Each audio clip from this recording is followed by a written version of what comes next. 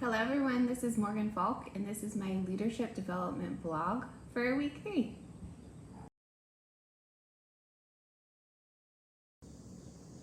For the agenda today, we'll be covering knowledge that I already knew, knowledge that I gained, and how will this week's reading tangibly affect my leadership. From the reading sections 4 and 5, the knowledge that I gained about myself was 1, there's a difference between guilt and shame. I cannot believe it took me this long to realize that there was a difference between these two emotions. Sadly, it made me realize how much I step into shame rather than guilt. No wonder it takes me so much longer to rebound from feeling that I am bad instead of viewing it as something that I did was bad. Empathy is connecting to feelings, not the experience. This concept makes so much more sense once I put it into real life application. That application is my husband.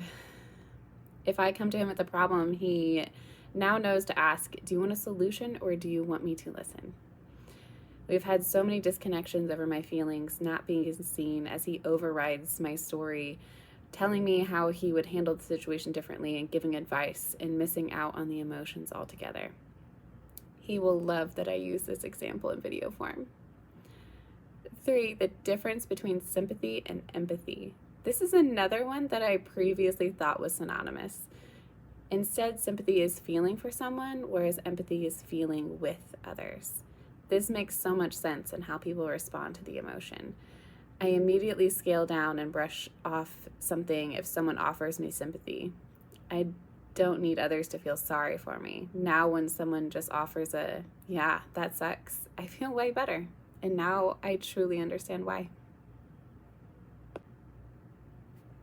As for knowledge that I already knew, the first concept and skill was that empathy is reflecting back to others.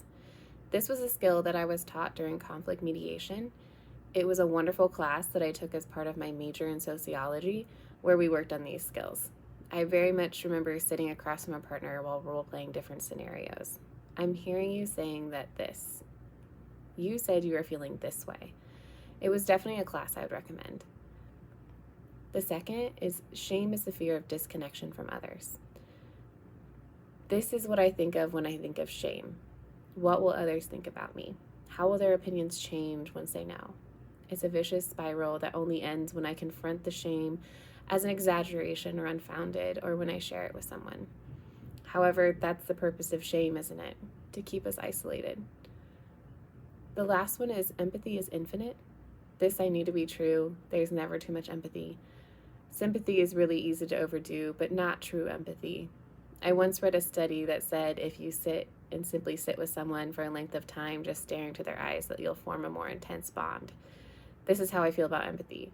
The more you practice and engage with another person that you care about, the stronger the bond becomes, since the person you are with now feels seen and understood. Lastly, how will my leadership be redefined by the readings? First, always reflect back another person's feelings. It's an instant way of saying that you are listening and empathetic. I do this with my kids when I'm trying to understand where they're coming from. However, with adults, I try to use more subtle language to convey my understanding. You cannot over-empathize. This is only when it's done correctly.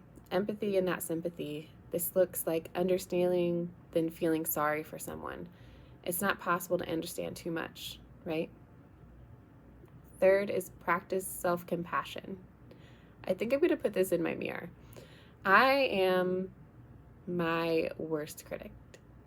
I could use some self-compassion and empathy overload. This would not only assist my self-view, but also then how I interact and guide others. This will look like understanding that I messed up, owning it happens, and then moving on. The same compassion would then be extended to my students in the classroom. 4, knowing that what is often underneath anger is sadness. I wish my therapist could see me now. Maybe I should send her a copy. This is one of our topics that I had the most trouble accepting in the past.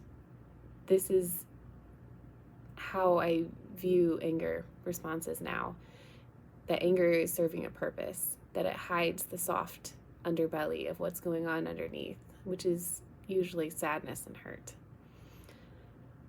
This will not only help me understand my reactions within myself, but also with others. Number 5, practicing mindfulness. Previously, when I would view the term, it was in the scope of relaxation or yoga, not practicing empathy. The thought from Kristin Neff that we cannot ignore our pain and feel compassion for it at the same time. And this would look like acknowledging how we are feeling in order to sympathize with others. It reminds me of the saying that during a plane crash, you have to first put on your oxygen before you can help someone else. I think this is a lesson that everybody could use.